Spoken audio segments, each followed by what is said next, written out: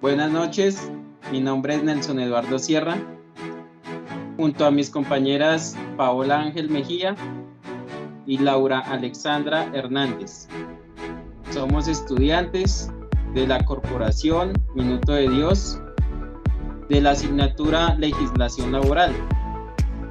Estamos con el NRS 50 54 584 en la actividad número 8 sobre estabilidad laboral, la cual hablaremos de los contratos, los tipos de contratos, los contratos laborales y sobre los elementos esenciales de los contratos.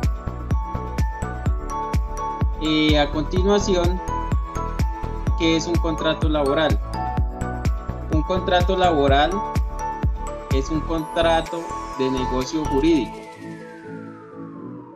bilateral en el cual dos o más partes expresan sus consentimientos en la forma permitida por la ley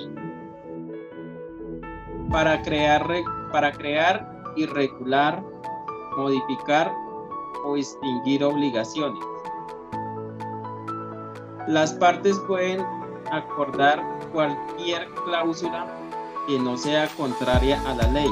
Esto quiere decir que no pueden implementar unas condiciones que no estén regidas por la ley dentro de los contratos.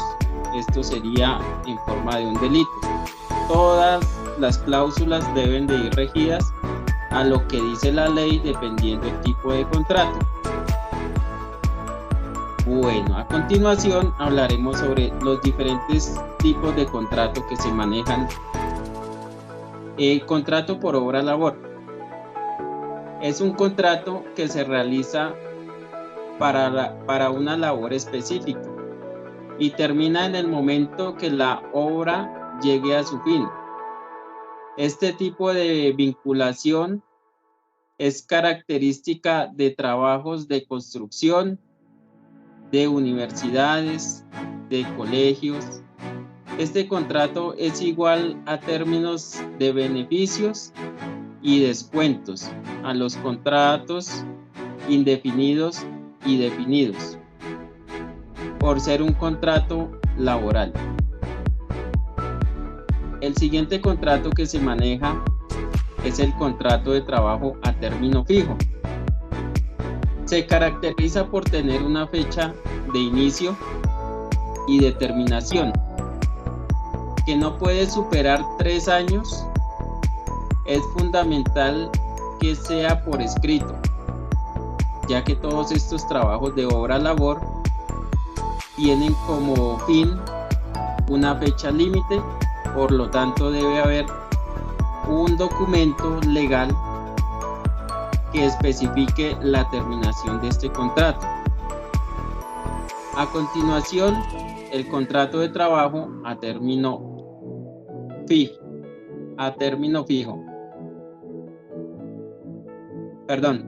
indefinido.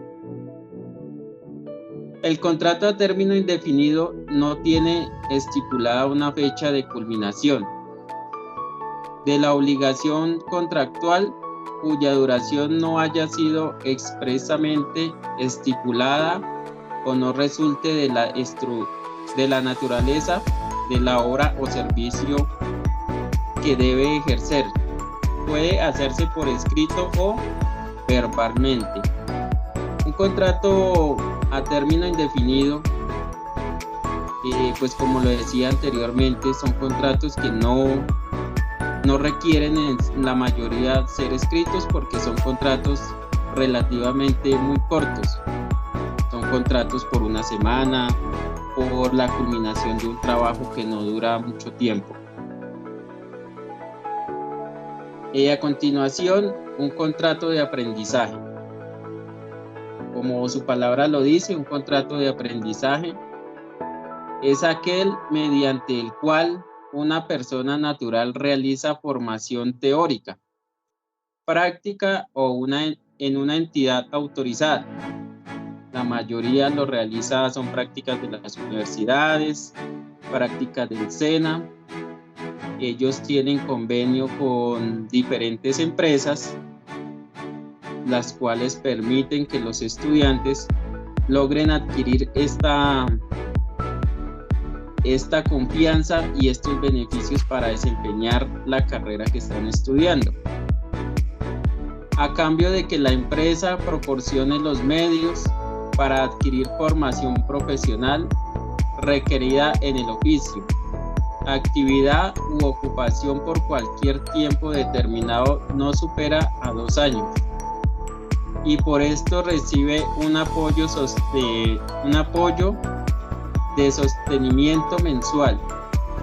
Esto no quiere decir que va a recibir una mensualidad 100% como normalmente la adquieren, digamos, un trabajador ya fijo de la entidad, sino que le van a pagar un porcentaje de acuerdo a las prácticas, que las prácticas pues no pueden durar más de 2 años, y por esto recibe un apoyo de sostenibilidad mensual que sea como mínimo en la fase lectiva el equivalente al 50% de un salario mínimo mensual vigente, y durante la fase de práctica será equivalente al 70% o 75% de un salario mínimo legal vigente. Bueno, a continuación, contrato temporal, ocasional o accidental. El Código Sustantivo del Trabajo define el trabajo ocasional o accidental o transitorio como aquel no mayor a 30 días y cuyas labores sean distintas y de las actividades normal del empleador. Esta forma de contrato puede hacerse por escrito o verbalmente.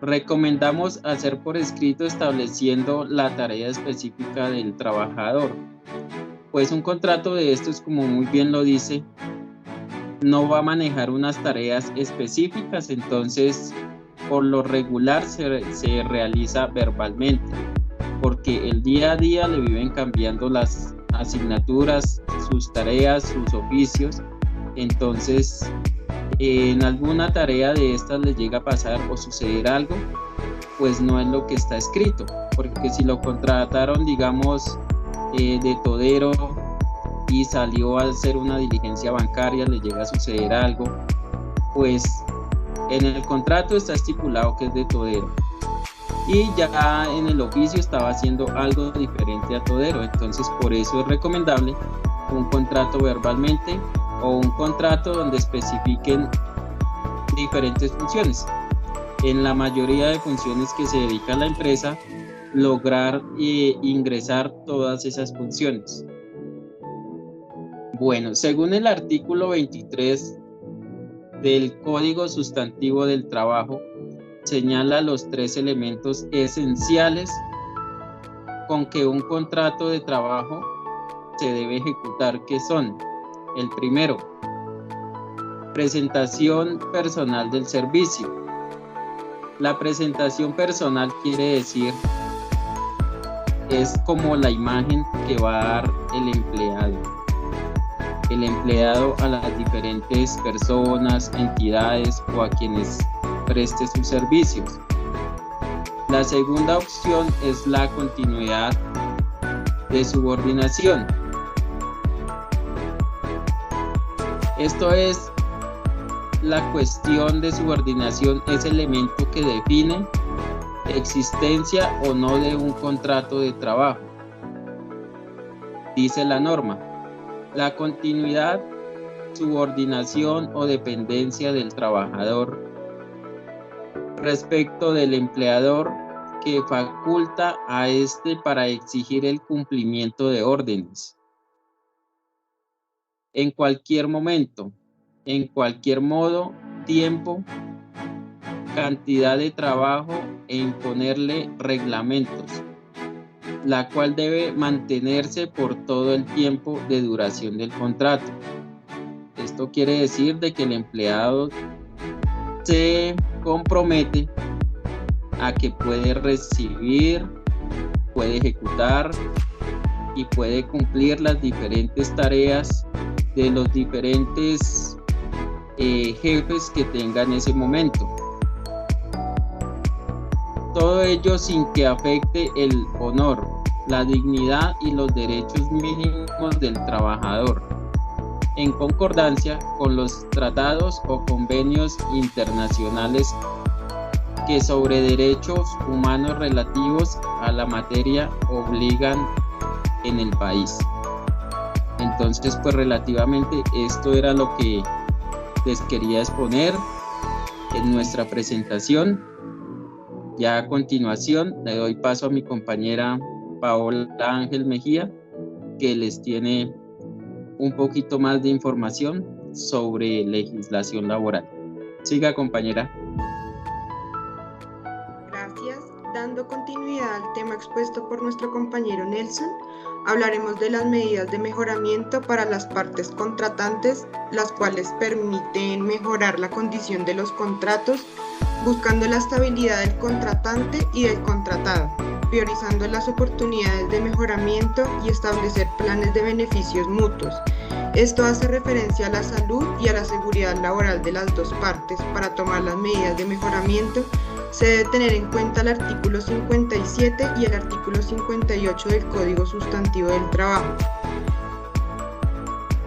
A continuación les voy a mencionar las especialidades del empleador y las obligaciones. Poner a disposición del empleado los instrumentos y materias primas necesarias para el cumplimiento de su labor. Prevenir accidentes y enfermedades laborales proporcionando espacios y elementos adecuados que garanticen la seguridad de sus empleados. Prestar primeros auxilios en caso de accidente o enfermedad. Pagar la remuneración pactada según las condiciones establecidas en el contrato. También tenemos guardar absoluto respeto por las creencias, sentimientos y dignidad del trabajador. Conceder al trabajador las licencias reconocidas por la ley. El término de la relación laboral, expedir al trabajador certificados en la que conste su labor, tiempo de servicio y salario. Retribuir los gastos si el trabajador tuvo que cambiar de residencia para cumplir con su labor. Y por último, cumplir con el reglamento y mantener el orden, la moralidad y el respeto a las leyes. Adicionando a todos estos puntos la ley 1280 del 2009, así conceder al trabajador en caso de fallecimiento de su cónyuge, compañero o compañera, darle a ellos una licencia remunerada de luto de 5 días. Le doy paso a mi compañera Alexandra para que continúe con el tercer punto.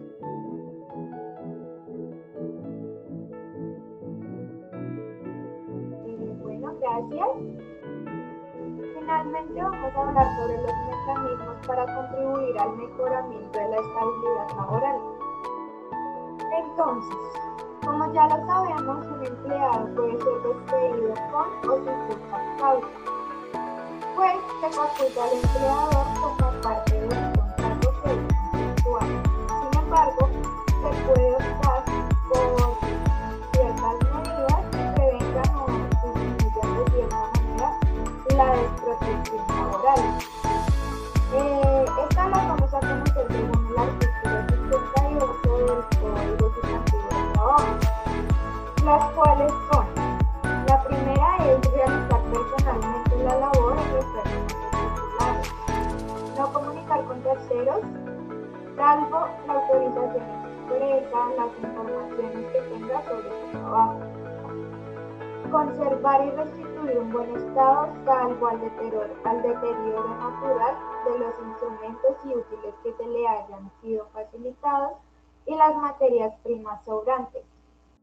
Guardar rigurosamente la moral en las relaciones superiores y compañeros. Comunicar oportunamente al empleador las observaciones que estime conducentes a evitarle daños y perjuicios. Prestar la colaboración posible en casos de riesgo inminente que afecten o amenacen a las personas o cosas de la empresa o establecimiento. Observar las medidas preventivas higiénicas prescritas por el médico del patrono o por las autoridades del ramo. Observar con suma diligencia y cuidado las instrucciones y órdenes preventivas de accidentes o enfermedades profesionales. Y entre otras, sería ya como dar cumplimiento a las actividades por las que se fue contratado, dar cumplimiento del horario laboral, que sea un contrato de interés mutuo, que se comprometa el empleado y tenga responsabilidad con los deberes y las obligaciones, y con el cumplimiento del reglamento interno del trabajo. Adicional a esto, también se pueden implementar contratos a término indefinido y garantizar que se cumpla con el periodo de vacaciones estipulado. Entonces, esas son algunas como de las opciones, de las medidas que podemos tomar para mejorar de cierta manera la estabilidad laboral. Y bueno, eso sería todo por hoy.